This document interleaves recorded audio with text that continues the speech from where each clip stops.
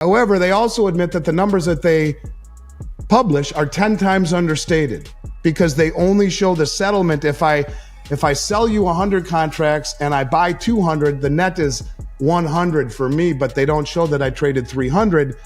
So if that really is the case, they're trading 200 million ounces of gold per day and 2.9 billion ounces of silver per day, or 3.5 times annual global mine supply, distorting the hell out of the price in gold and silver. And they're draining the exchanges, both the LBMA, the COMEX, the ETFs, and even the Shanghai Metals Exchange. They're all being drained. And I would tell you, this is just the very beginning, I think, of where gold ultimately goes. So for those who think they're too late or want to, in this case, take profits, do so at your own peril. I think it would be a very big mistake.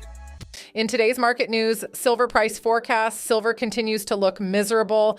The silver market has been beaten quite drastically overnight again as the sell first, ask questions later panic continues. This isn't just silver that is suffering at the hands of this panic. It's everything. Silver being naturally volatile is yet another reason to be worried about jumping into this market anytime soon with a huge position. Silver had another brutal overnight session, plunging down to the $27.50 level before finding any support whatsoever. Ultimately, this is a market that I think needs a lot of help. And the hotter than anticipated GDP numbers coming out of the United States could potentially give it a little bit of a boost from an industrial usage standpoint. But quite frankly, it seems like everybody's more worried about panicking now than they are anything else.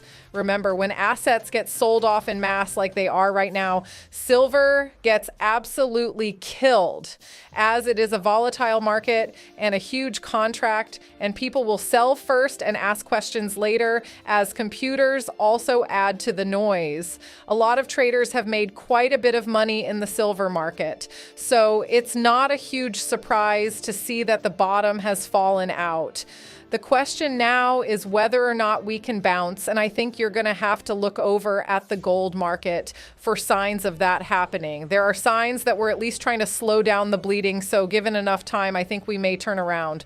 But right now, I would not be touching the silver market. It looks extraordinarily toxic, and it wouldn't surprise me at all to see silver race towards the 200-day EMA before it's all said and done. Make sure you hit the like button, smash the subscribe button, and turn on notifications so you do not miss out our recaps. Also, check our description for full credit details if you want to watch the whole interviews. Enjoy the episode. And what I'm simply saying to you is that these countries now will have a massive desire and incentive to accumulate gold, which will allow them to create the settlement token held within their own borders instead of the Bank of England and the New York Fed, which are massively rehypothecated and corrupt, which blur the real value of gold. And all of these countries who have been supporting our exorbitant lifestyle, the good graces of our foreign creditors, are now selling treasuries because they can be stolen from you and replacing it with gold, which has doubled the performance of the treasury, has no counterparty risk, and will be the backbone of a new system that is then traded over Enbridge, which Saudi Arabia is a full participant in, that is not compatible to U.S. dollars. And it's also important, I think, to understand that, this is a game whereby these settlement tokens, if you will, which again are held in escrow and can be deliverable, will at first only be for the governments and will only be valued upon really the gold within it. But they envision a time where the supply-demand fundamentals for the unit token take over. And so the incentive to hold treasuries is gone.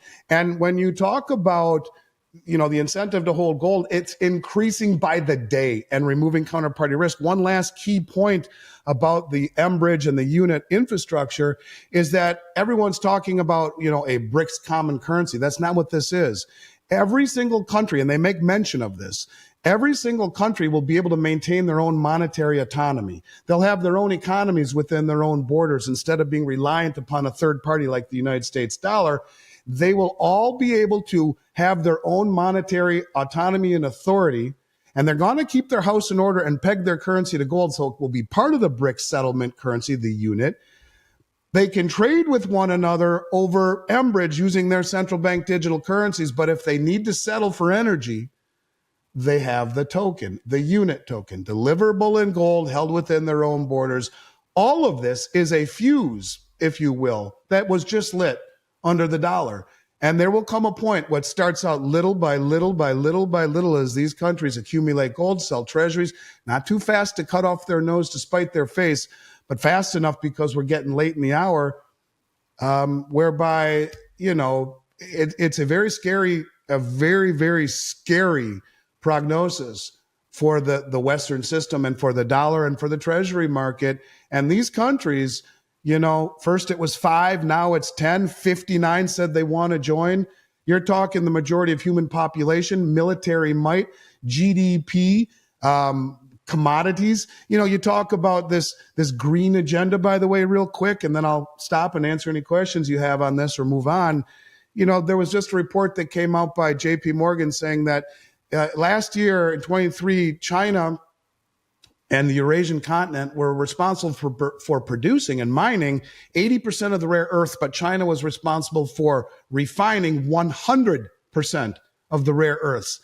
What they are doing is building a system on commodities, as Zoltan Pozar said over and over and over and over again, instead of the debt, the opaque debt instruments of a broken, insolvent, and hypocritical and sanction-happy country. This is real. And the fact that the public doesn't know this or the media doesn't talk about it is pathetic as far as I'm concerned. So yeah, it's just getting started, Jesse, and it's recently, gold has reached new all-time highs, driven by a surge in central bank purchases and growing geopolitical tensions. In today's episode, Andy Schectman talks how countries like India, Saudi Arabia, and several European nations are repatriating their gold reserves from the Bank of England and the New York Fed. This trend underscores a broader shift as nations seek to reduce their reliance on the U.S. dollar. Central banks are not only buying gold, but also bringing it home. This repatriation is significant, reflecting concerns over the stability and reliability of traditional financial systems. For instance, India has brought back 100 metric tons of gold held in the UK since 1991. Other countries, including Germany, Austria, and Turkey, are following suit. These actions highlight a growing mistrust in foreign-held reserves and a desire for greater control over national assets. Andy highlights that the BRICS nations, Brazil, Russia, India, China, and South Africa, are also making moves that could reshape the global financial landscape. They have agreed in principle to create a new settlement currency partially backed by gold. This currency aims to facilitate trade among BRICS countries, reducing their dependence on the U.S. dollar. This development could further boost the demand for gold, as nations look to strengthen their reserves in anticipation of this new system. Silver, often considered gold's lesser-known sibling, is also garnering attention. While the focus of many central banks remains on gold, silver's industrial applications and its role as a monetary metal make it a valuable asset. Investors are closely watching silver prices, expecting them to follow gold's upward trajectory. As economic and geopolitical uncertainties persist, both gold and silver remain attractive options for those looking to protect their wealth. Now we'll show you the best clips of the latest interview, but first, smash the subscribe button, hit the like button if you like our recaps, and check our description for more info. Enjoy the episode. Go back to the Great Depression, homestake mining was the number one performing stock in the entire, when during the market collapse. It was the number one performing stock in the entire stock market when everything collapsed.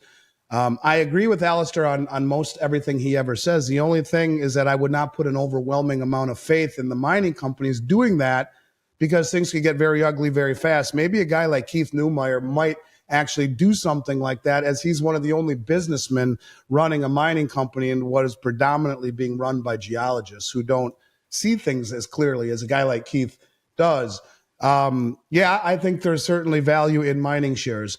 And if I had to guess where we are heading, look, we have almost $200 trillion in debt. Medicare Part B 99 trillion underfunded. Part D, the prescriptions, 22 trillion underfunded. Social Security, 77. Government military pensions.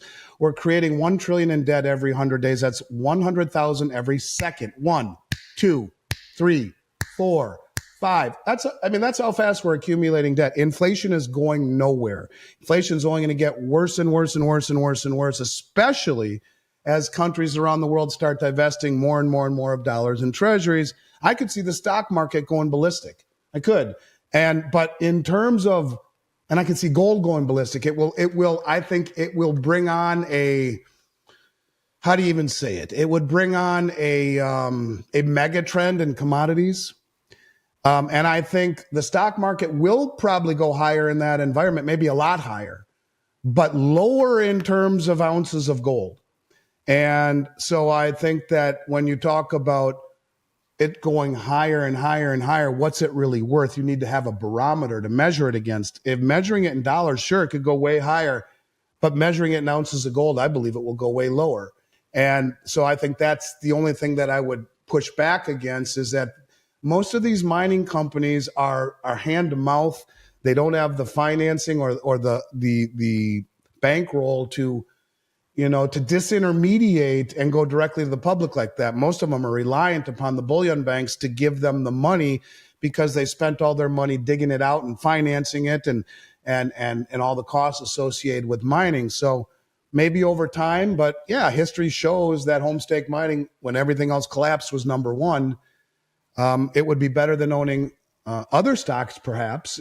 But I do think that I would not say it's out of the realm of possibility that the stock market rip roars, but measuring it in an inflationary, massive inflationary environment, but measuring it in ounces of gold, I think it will end up being less and less and less in terms of its ounces of gold. And What do you think of Andy Schectman's take? Will the East versus West war end up in a massive gold and silver price squeeze? Will the dollar collapse in 2025 as the BRICS nations take over? Share your honest opinion in the comment section down below. Send a super thanks if you find our recaps valuable, and make sure you see this video right here because it's a perfect fit for you. I see you on the other side.